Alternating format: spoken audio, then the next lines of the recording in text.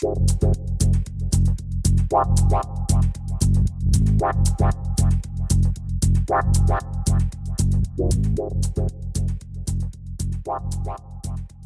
it's always good to talk to you. How are you doing today? I am doing great, Rick. Thanks for having me. Yeah, and thanks for having us. We really do appreciate the partnership. You do amazing work. Folks, if you follow her, I would say connect with her on LinkedIn, see all the fantastic things she's doing, and most importantly, the education she's helping individuals and businesses, learn and adopt AI. It's a very, very impactful. She has a beautiful personality, and some people never like going to school, but if you had a teacher like Terry, you want to go to school every single day. Terry, you and I talk a lot about, and we're going to focus a lot on businesses and what they should do to begin.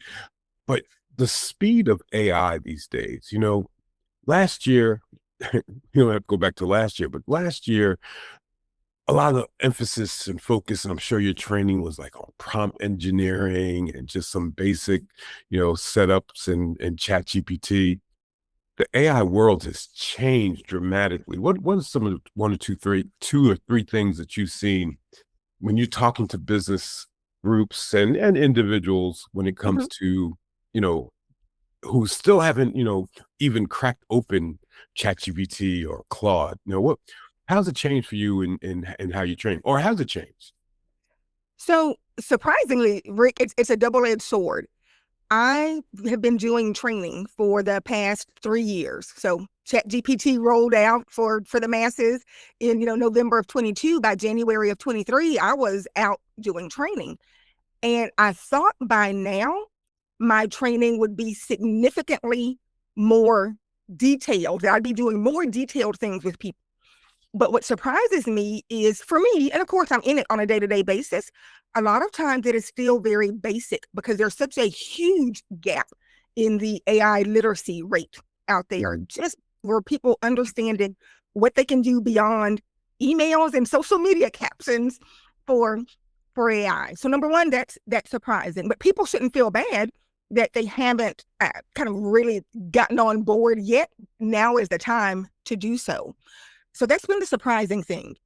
On the opposite end, and Rick, I know you feel this, being in the industry, the rate of speed that AI is adapting and evolving and moving, it absolutely blows my mind. One of the stats that I always share with people is big technology shifts typically happen every 5 years. You've got a big shift in technology. Well, AI is doubling in its capacity and capability every 5 to 7 months.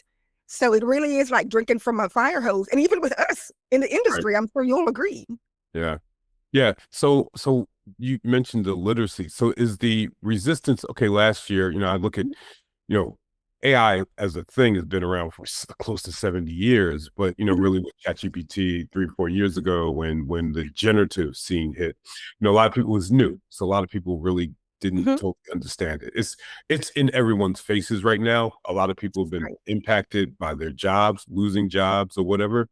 Um, but there still doesn't seem to be the type of adoption that you and I both think. So do you think they're just hoping that they put their head in the sands, close their eyes, and hope it goes away, or they just don't know where to get on first?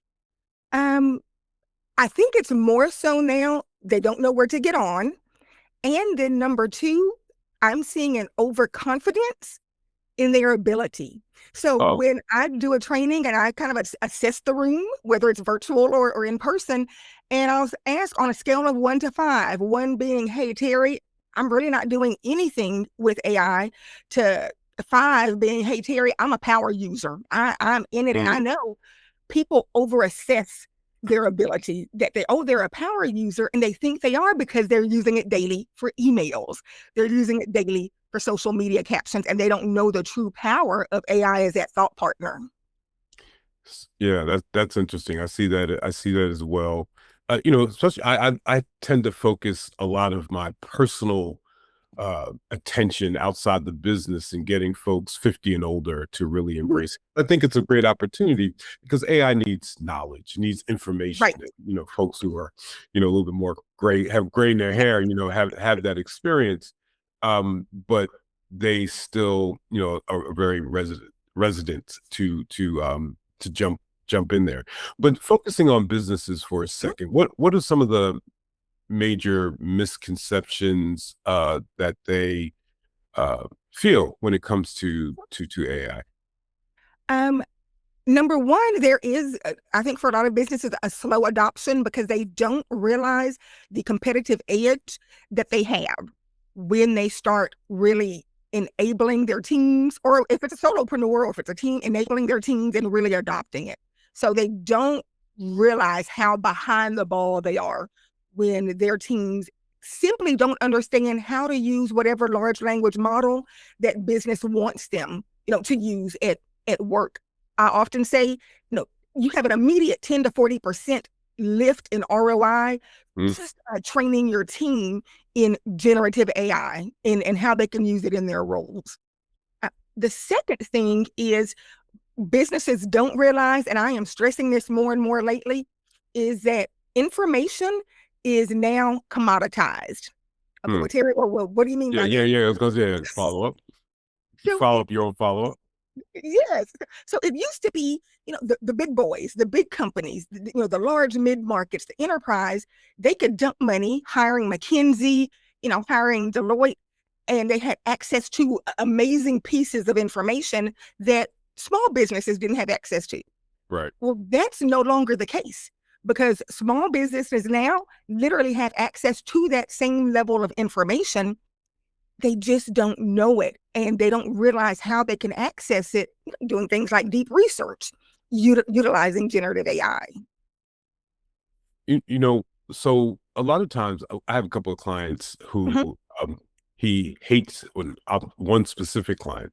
He hates technology, he hates AI, he hates all these things, but he wants to grow his business. And so we kind of had to trick him a little bit and creating a plan of action, and where I didn't even mention AI at all.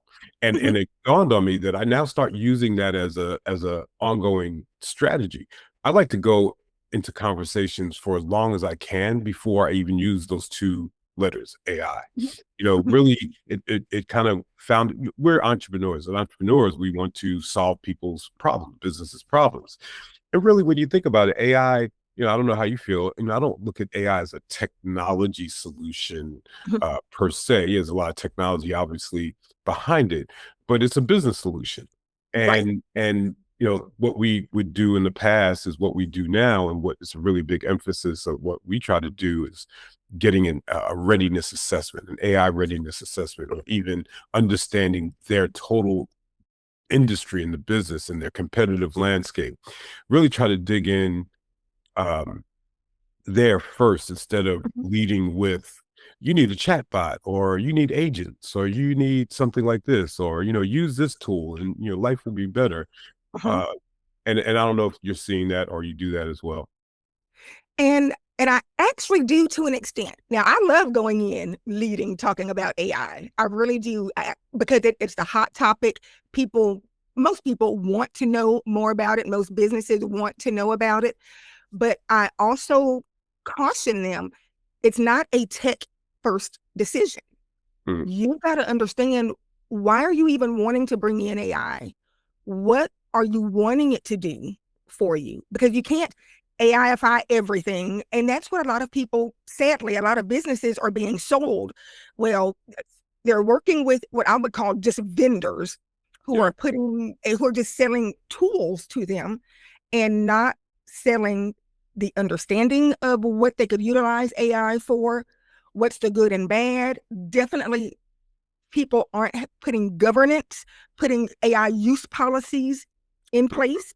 So it's about understanding, what does the whole process look like, not just should I use Claude versus ChatGPT, not just do I need an AI receptionist, voice receptionist versus some other solution. It's a much more thought out process than that, and that's what a lot of businesses don't realize. Yeah.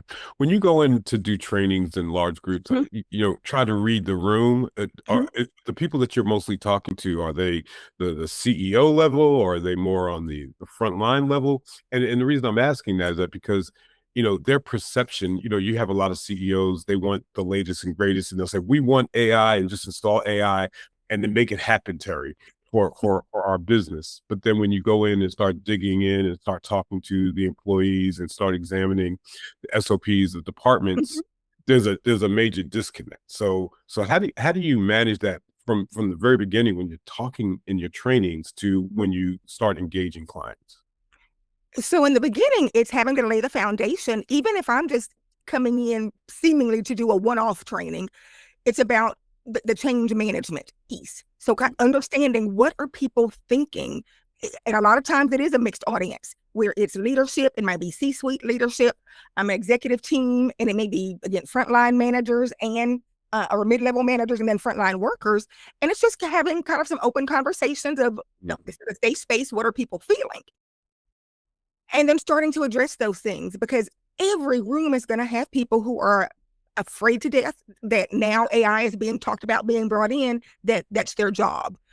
And then you've got people who are already using AI in organizations, but they haven't told anybody because that AI gives them the Yeah, secret sauce. right, And right. they're looking That's like a dangerous hero. too, isn't it? Isn't that dangerous? Because people will start just playing around with it. They're uploading Yep. proprietary data from their companies, and ChatGPT or Claude say, "Well, we're not training on you," but you never know, how that information is being used. Absolutely. And that's the other part of it as well that has to be addressed, that most now enterprise level typically has this down, but Yes. small and mid market do not overwhelmingly do not have AI use policies. They don't have a governance in place, and trying to explain to an organization, it shouldn't just be the IT person Right. and the CEO putting together the AI use policy. Okay, well, Terry, why wouldn't IT person put in, what type of, things can be done with AI? And here's the reason why. That IT person is not in that frontline worker's shoes and doing what that frontline worker does.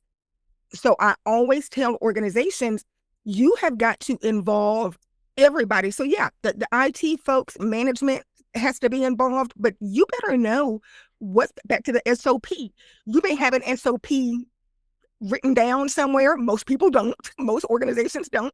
Yeah. But what are the employees actually doing? Because you've got to capture when you're putting use policies in place and kind of governance in place, and even knowing what to bring in with AI, you got to capture what employees are doing. I call in the wild. What are they doing in the wild? What are they actually doing day to day? I assure you, it Yeah. looks very different than what the manager and definitely C suite thinks they're doing. Well, let's stay on the C-suite, because then let's focus on, kind of what we do, Mhm, in the business world. And there's layers to what we're talking about, especially what you just talked about the last couple of minutes. Again, we weren't talking about AI, you're talking about business policies.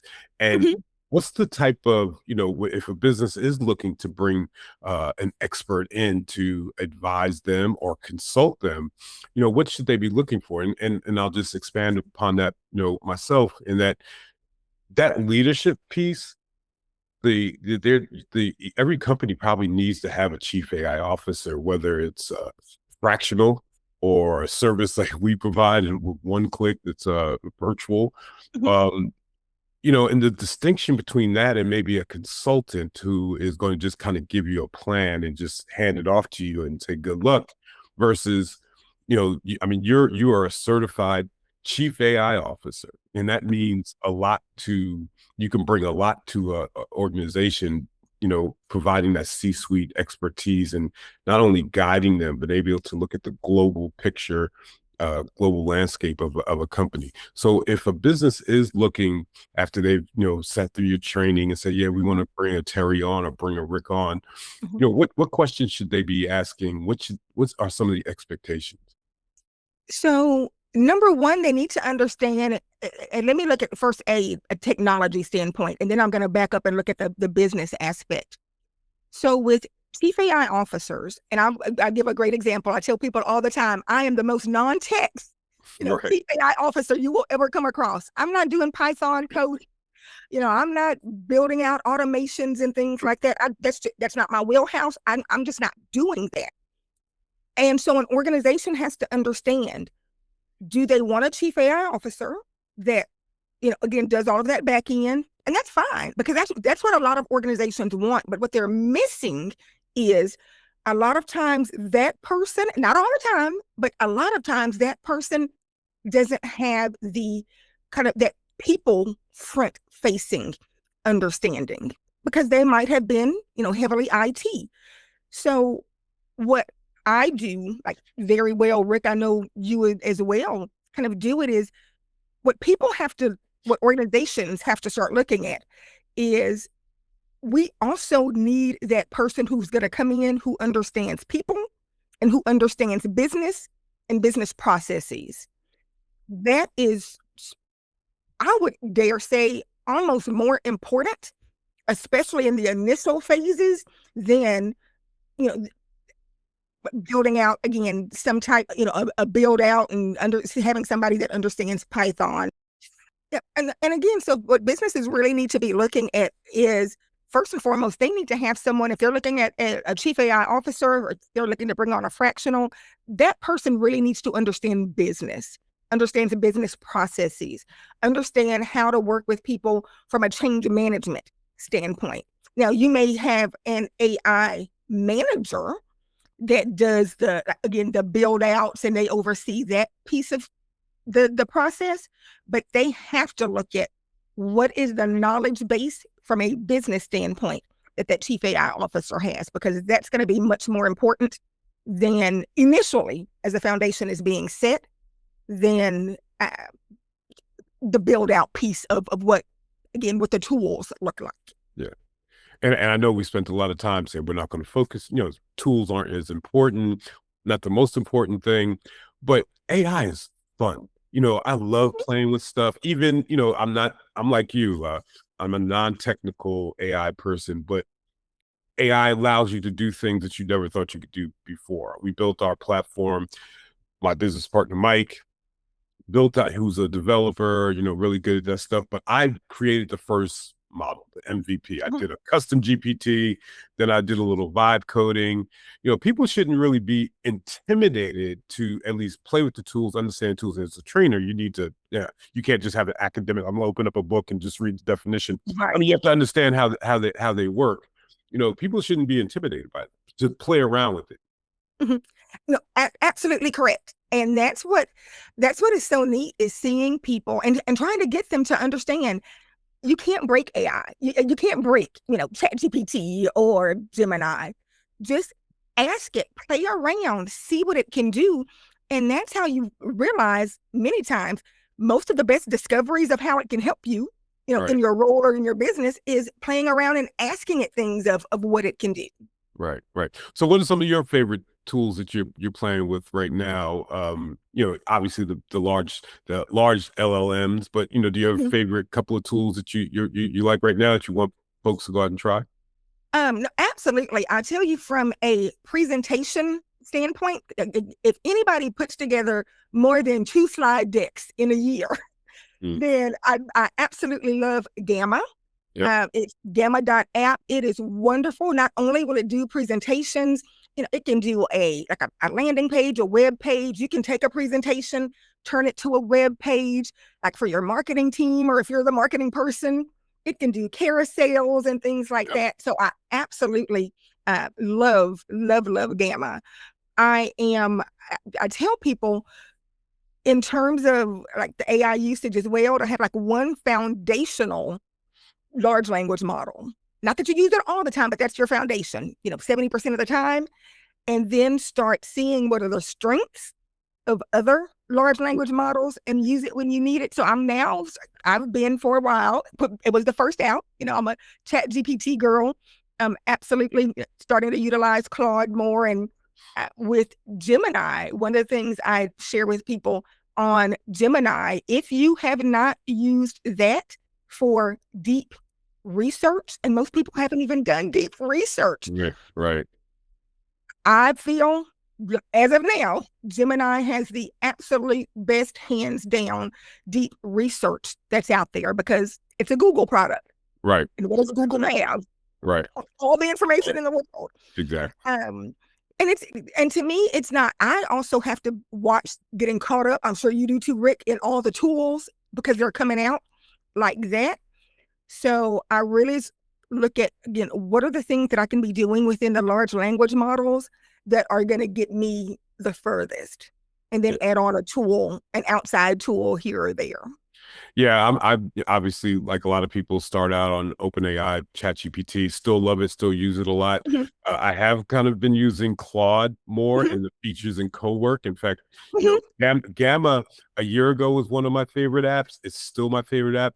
Mm-hmm. In fact, yesterday, using Claude, which has a connector with Gamma, I was able to do my Mm-hmm. LinkedIn posts.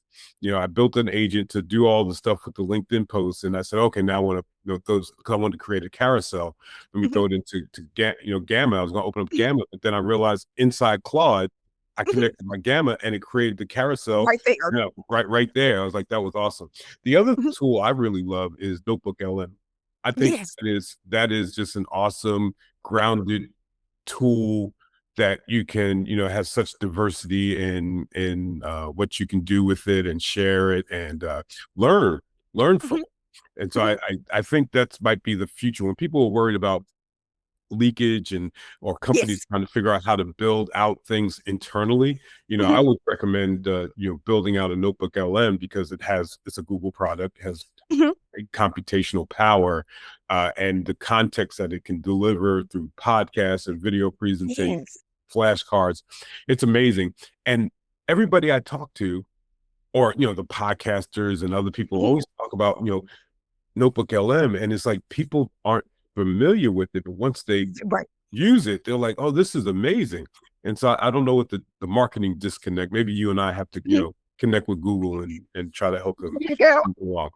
Well, I know that you're busy, and I'm not going to hold you much longer. But any last words of wisdom for businesses? Again, if we revisit this in 6 weeks, 6 months, six Mm-hmm. years, Mm-hmm. unfortunately, we're in the 80% of the world really hasn't even begun any kind of adoption of AI. We are the in the frontier, and we've sometimes feel, I won't speak for you, but for me, it's like, man, I can't keep up. It's really tough and really hard.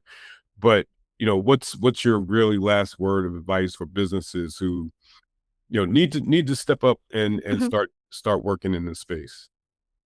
My last word is it's two things. Number one, make sure that you are utilizing AI. Now, I want to say on a daily basis. Some people aren't there. And if you're not there, my recommendation is always set a calendar reminder at least 3 times a week. And when that calendar reminder pops up, have it just say, have I used AI today? Let's say you got it set for 4 p.m. That Mhm. pops up. Have I used AI? If you haven't used it that day, immediately think back. What did you do that you could have, and you don't even know if AI could help? Go to one of the large language models and say, hey, I was working on this today. How could you have helped me with it? Or if you know you've got something to do that's coming up later in the week, say, I'm working on this. How can you help me with it? You've got to start getting into the habit, training your brain of going to AI and seeing what it can do. So if you're not using it, again, at a minimum of 3 times a week, start putting that calendar reminder on. You need to be able to do it daily. Number two is you've got to be comfortable with being uncomfortable. It's uncomfortable for everybody because we've never had anything like this. Even when the internet came out, it was never moving at this speed. And it's okay to be apprehensive. It's okay to be, oh my gosh, I don't even know where to begin. But you've got to just start taking baby steps in doing something because you Right. will be left behind. And the last, bring in experts when you need it. That's exactly what Rick and I are here to do in some form or capacity. Bring in experts who can help accelerate the learning for you and your team, and to make sure you do it the right way. You're not just piecemealing it and then going down a path that is not the right path for you. Well, you heard it here from Teri Moten, America's #1 AI trainer. I'm telling you, folks, if you have an opportunity to invite her in, you should do so, because it'll be lessons that you'll be able to carry on for a long period of time. Teri, it's a pleasure. I'm glad we're working together and we're partnering and really kind of helping one business at a time, get on board with AI. So as always, we're going to do this on a regular basis. Teri and I are going to be working together very closely. She has her own business based out of Houston, or out of Texas, I should say, and in the Houston area. Is that accurate, or A little bit south of Houston, but okay, out of Texas. out of Texas. Don't mess with Texas, and don't mess with Teri. That sounds great. Rick, thank you so much. Okay, I'll talk to you soon. Okay.